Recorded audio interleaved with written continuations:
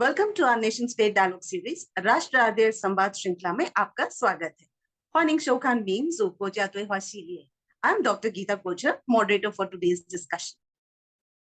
Today it's our pleasure to have a very renowned China scholar, Professor Frank N Pieke.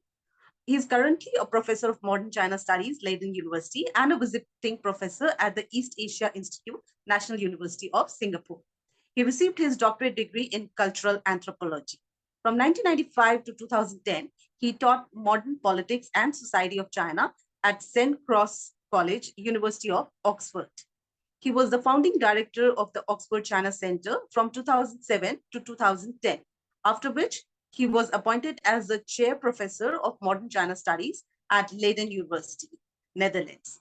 From 2016 to 2017, he served as academic director of the Leiden University Institute of Area Studies. He was also the director of Leiden Asia Centre from 2013 to 2018. Later, he was the director and CEO of the Mercator Institute for China Studies in Berlin. He has many published works, and I cite a few of them here. Knowing China, a 21st Century Guide, which was published by Cambridge University Press in 2016. The Good Communist Elite Training and State Building in Today's China, which was also published by Cambridge University Press in 2009, and Transnational Chinese, Fujianese Migrants in Europe, which was published by Stanford University Press in 2004. Today, we have invited him to discuss a new volume, CPC Futures, the New Era of Socialism with Chinese Characteristics. The book is jointly edited by Professor Frank N Pieke and Professor Bert Hoffman. So very warm welcome to our Nation State Dialogue series. So let me begin the conversation by asking you a very broad thing about, the book. What is this book all about? The idea, the content, and what did you plan to come as an outcome of this book? And I know it's an edited volume, so many people have contributed to it. So can you just give a brief outline of this whole book? Sure. Well, this book came out of a conference that I organized at the East Asian Institute in 2021, in November, on the Chinese Communist Party and its futures, plural. And after the conference, I thought it would be a real waste to not use this opportunity to bring together the contributions and ideas of so many world-leading thought leaders when it comes to the Communist Party, particularly in the run-up to the Communist Party's Congress, now 2 weeks from now. And at that time, of course, less than a year from that point in time. So I just wrote to the participants to the conference, at least selection of them, asking them for contributions. Most of them said, yes, very keen. And then I edited them and put them together. It's been a lot of work. The idea was that each person writes no more than 2,500 words. Some of them have been able to do that, others have been not so, let's say, disciplined. But the idea is really just short, pithy statements of the state of the art and what it means for our understanding, practical understanding of what the CCP is and where it's going. So we talk about, the articles are about various areas of interest, including elite politics, who's going to be the next members of the Standing Committee of the Politburo, for instance. There's, of course, the economy, talked about by the economists. There's Chinese politics, there is also Chinese international relations, and there's a special section on national security, which is a very important consideration for the Chinese Communist Party under Xi Jinping. And without understanding that, you really can't understand what China is doing and where it's going. So we published this 3 weeks ago, with the idea that it would be about a month before the party congress. It worked out really well. So the journalists, students, scholars, and politicians perhaps even get the information they need to understand accurately what's going to happen on the 16th of October when the party meets in Beijing. Yeah, I mean, I know this is very timely, volume addition to what is going to just happen. And there are a lot of rumors in India and, what's going to happen for the 20th Party Congress. But with this, 20th Party Congress, as Xi Jinping is advocating his anti-corruption campaign, many high-level officers have been removed. So how do you see this crackdown will reshape the future of CPC and Xi's consolidation of power? Well, there has not been a particularly nasty crackdown. I guess you're referring to the recent conviction of Mr. Fu Zhenghua for corruption. This is unfortunately a normal occurrence in China under Xi Jinping. Has been since 2012, really, that high-flying and not so high-flying party leaders get accused of and condemned for and sentenced for corruption. Or usually there is something to it, because basically everybody in China is corrupt. So it is an easy way of getting rid of people. But this is, as I say, nothing out of the ordinary. What is interesting, though, is the timing, so close to the party congress. And I would expect that this is, again, a shot across the bow of some of the people that still are not so happy with Xi Jinping and the way he's handling the economy and society, in order to ensure that during the party congress they will not create any mischief. Mr. Fu Zhenghua is an ally of the former head of security in China, Zhou Yongkang, and a main rival of Xi Jinping before Xi Jinping came to power in 2012. And I guess this is a way of telling people that are still loyal to Zhou Yongkang, who is in jail, by the way, to tell them that no matter what you think is going to happen, but you guys will not be part of it. But I mean, when we started looking at Xi Jinping's era, it was the rivalry between Xi Jinping and the Shanghai clique led by Jiang Zemin. And in some ways, Hu Jintao was a little more close to Xi Jinping. I mean, not a direct conflict sort of thing. But I think over the years, this has changed. I mean, now what we see is a direct confrontation between the leader, the post leader or the present leader, something like that. Yeah, well, that's a little too easy to say like that. Of course, there is still the remnants of the Jiang Zemin faction, the Shanghai faction, as it's often called, no longer led by Jiang because he's really too old now. He's, I think, in his 90s already, but by his successors, as it were. But that group of party leaders is no match for Xi Jinping and the people that he is surrounding himself with. Also, we should not overstate that rivalry and also not underplay the rivalry between Hu Jintao and Xi Jinping. I think all of them are, let's say, not best friends, but the dominance of Xi is such that both Hu Jintao and the Jiang Zemin Shanghai faction cannot really sustain a genuine opposition to Xi. Final thing I want to say about this, which is something that Chinese scholars all know, including you yourself, but it's important to know that Xi Jinping, when he was first anointed to be the next party leader back in 2007, that he was a compromise candidate of Hu Jintao and Jiang Zemin. He was somebody, as they said at that time, that nobody could object to. And that was his main qualification at that time. So Hu and Jiang both thought that he would not be a genuine, serious threat to their power to control what really is going on. And boy, they were mistaken.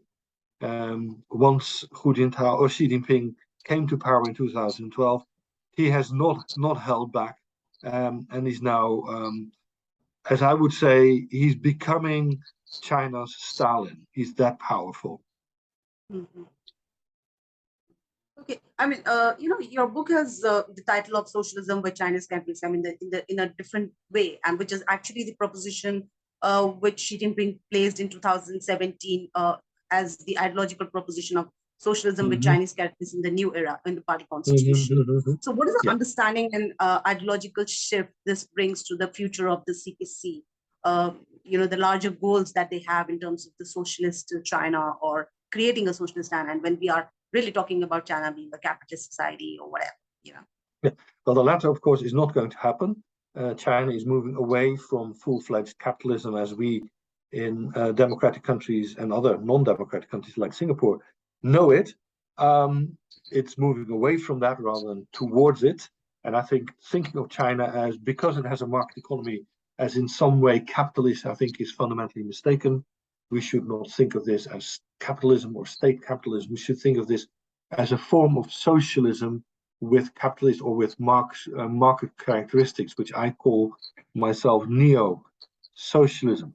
Now, returning to the new era, that is less important from what it actually substantially means and does, as it is a rhetorical move.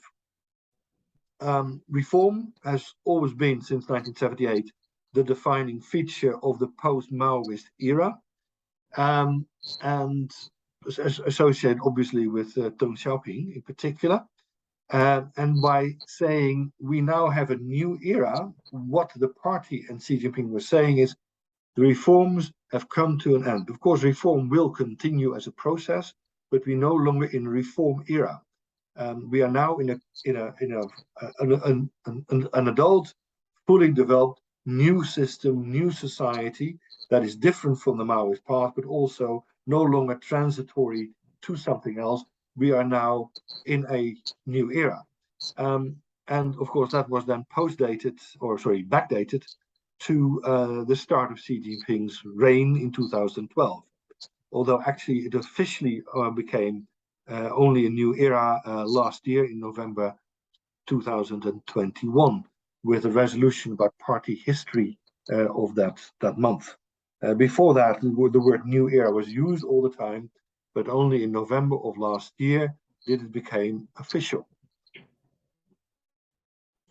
So, I mean, it's something like, are you suggesting that the transition period that Deng Xiaoping was talking about, that we are in a transitional stage and the country is changing from, a backward country to a developing country. So what Xi Jinping is trying to do is make it into a developed country and maybe move towards, bringing up as a different kind of a socialist state? That's right. So what he's saying is we have now achieved a system, an economy, a society that is ready for the next challenges that are before us. And these challenges are no longer reforming ourselves, but rather becoming full-fledged as a world power, but also as a fully, genuinely developed country that can be proud of itself, that is fully modernized, and that is reckoned with and perhaps even feared, but definitely respected all over the world. That is now the defining feature of the mission of the party in the new era. So it's no longer changing the system, but rather, as it were, reaping the fruits of the change of that system. Which doesn't mean that it isn't difficult, that there's not hard work ahead, that there are no problems. Of course there are, but we're now having clear targets that are more than simply trying to get back on track. We are back on track, that's what they're saying. So you just mentioned about, the reform era and of course the market that is going to play. But let's talk about what is currently happening across the globe and especially in China, and that's what is COVID-19. Especially, with the Xi Jinping's zero COVID policy, it has had major implications on the economic growth of China. And many of the people around the world, including in India, are really speculating about the decline in the economic growth. So how do you assess the future of the Chinese economy and the challenges it entails? And in particular, how it will influence the goal of achieving the common prosperity that it's talking about, which is again a socialist goal for China? Yes, well, the goal of common prosperity is a bit of a strange thing that suddenly appeared again in last year, which is more a way of saying, well, people have gotten really rich, capitalists have gotten really rich, and lots of people have left behind, and Xi Jinping, will do something about that. So it was a little bit of a rhetorical shift, but also a way of somehow pulling a rabbit out of the hat and saying, you guys, you ordinary Chinese, don't have to worry, I'll take care of you. Your interests are foremost on my mind, and don't think that I'm only in bed with the capitalists and with the rich and the mighty. And that can only be seen against what you just mentioned, the COVID crisis that was then emerging as a serious one economically, the challenges, of course, thrown at China by the United States with trade sanctions, particularly in semiconductors, but also in other areas, and China's increasing encirclement by Western powers. That's how they see it, and that's actually how the Americans see it as well. And this was a way of saying, these are all problems, but don't worry, everything is actually still fine, and you, common Chinese, you will prosper no matter what. So it was, as I say, a rabbit that was pulled out of the hat rather than I'd say, a serious policy or a set of policies. It wasn't that. But as you just mentioned about, the encirclement by the Western powers, and we see there are a lot of global changes that are happening in the geopolitical landscape, and China is really poised to be a power next only to the US. So what are the challenges you foresee China will face under Xi Jinping's leadership? In particular, India being another potential power which advocates multilateralism. Will that redefine China's vision or alter its approach towards global supremacy? Yeah, well, China is facing massive challenges, many of them of its own making, actually. You mentioned the zero COVID policies, which are way past their shelf life, but she doesn't let go there. Unlike other countries that hung on to zero COVID policies for, in my personal opinion, way too long, like Australia and New Zealand. But China is still there doing that. But there are also other economic problems that are really very serious. And economists, I'm not an economist, of course, but economists that I know are very, very pessimistic about the Chinese economy and its prospects for healthy growth in the next few years. You could even say that if you wanted to strangle the Chinese economy, you couldn't have done better than Xi Jinping has done over the last half year to year or so.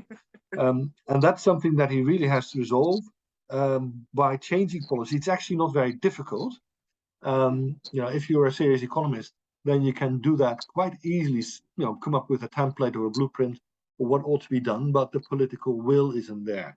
And that is really the issue. So there are solutions, painful solutions, but there are solutions, but they don't want to look at them. They don't want to take them.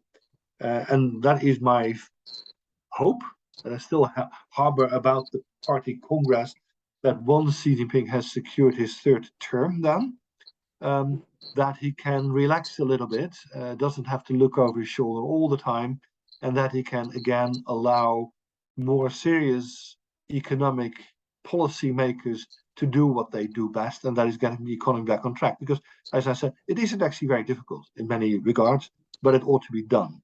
And I just hope that in his speech on the 16th or 17th, whatever it is, of October, I will see good indications of saying we have to go back to the policies of 2 years ago, 3 years ago. These are the things that we have to do, because the overriding concern now ought to be getting the economy healthy again, because otherwise everything else is going to be in vain. I hope to be able to see or hear that, but with each passing day, I'm getting a little less optimistic about that, I'm afraid.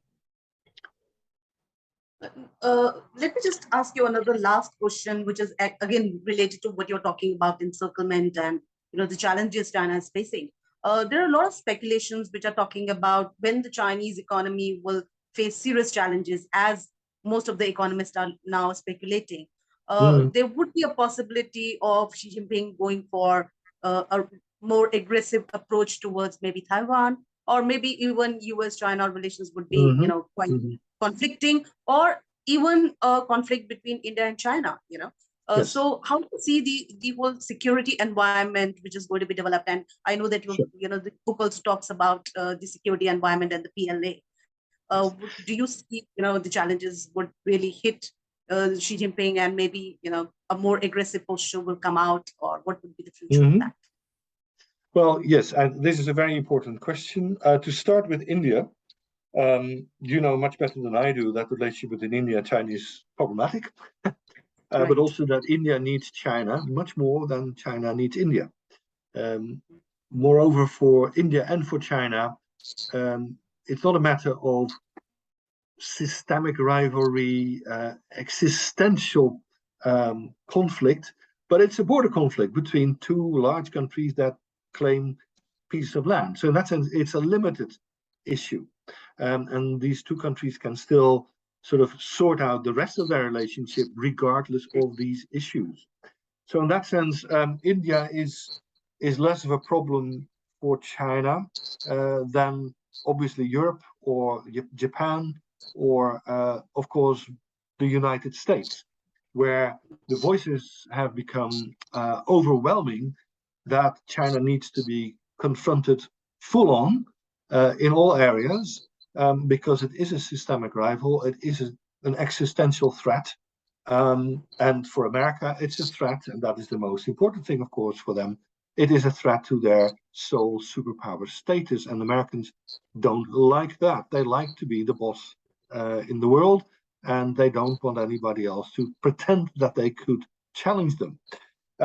So in that sense, what Western countries plus Japan, in a sense, are doing is upping the game to China.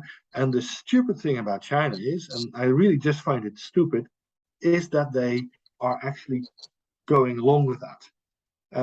They have not been shy to pick a fight and act as if they are on an equal par with the United States and its allies, which I think in the next 10 years is simply not the way the world works yet.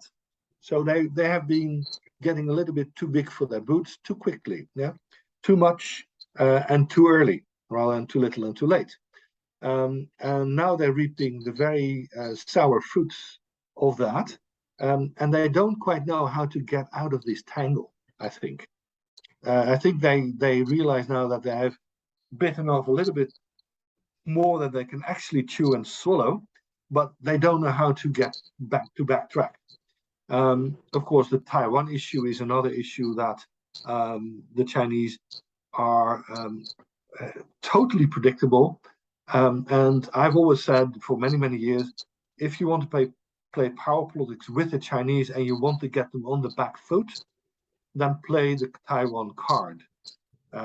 Do something in Taiwan that really will upset the people in Beijing.